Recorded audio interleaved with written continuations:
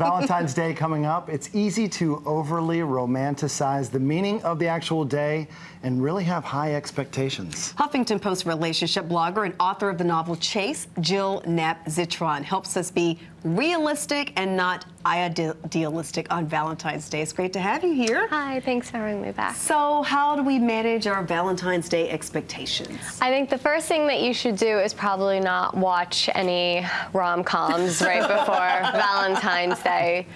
Valentine's Day is so overhyped, just like New Year's Eve, except there's so much more pressure on it because it's not just the pressure to have fun like New Year's Eve is, it's this whole other pressure of your relationship or a first date or or you're single and now you feel bad about yourself because you don't have a date. So as a married man, what should we expect? When you say manage your expectations, is that more for women? Women shouldn't expect, the guy coming down the road in the chariot and, roses and like these big grand gestures?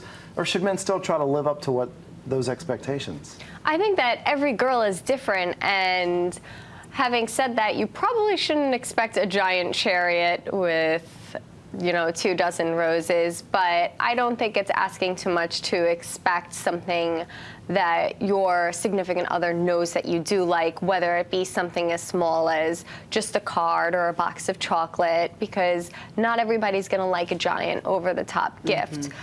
But also, like you say, balancing idealistic versus realistic. It's not always going to be in everybody's budget to buy you a giant diamond on Valentine's Day. You just have to kind of keep it in mind that even if you don't get a gift like that, it doesn't mean the person doesn't care about you. As long as the person's put some thought in, at least to acknowledge you, I think, for me, is great. Absolutely. Let's talk about some awful ideas. Like, what would you say is a terrible date idea for Valentine's Day? I think a terrible date idea for Valentine's Day, especially if it's your first date, which you probably shouldn't be doing anyway, is to go to a super fancy dinner and just you end up spending so much money. Your meal is usually already chosen for you as soon as you get there. It's usually a prefixed menu. If they run out of something, and you don't eat a certain type of food, it's just an embarrassment.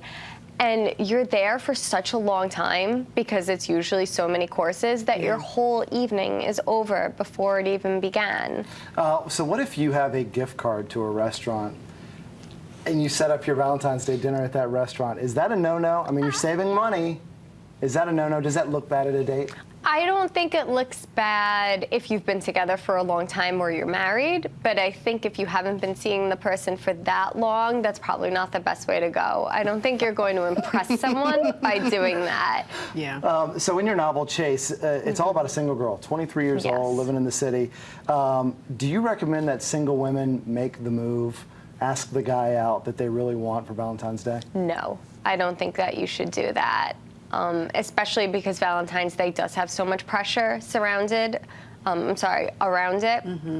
I just don't think it's a good idea to add to that pressure because now not only is the guy going to have all this pressure of going on a Valentine's date with you, now that you've asked him, it might make him even more nervous because now he knows that you like him and he might have to feel like he has to really rise to the occasion, that he can't just really just be himself.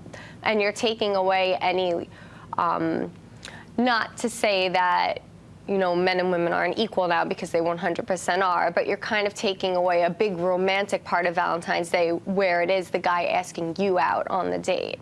Still all about the women. It's not all about the women. All about the women.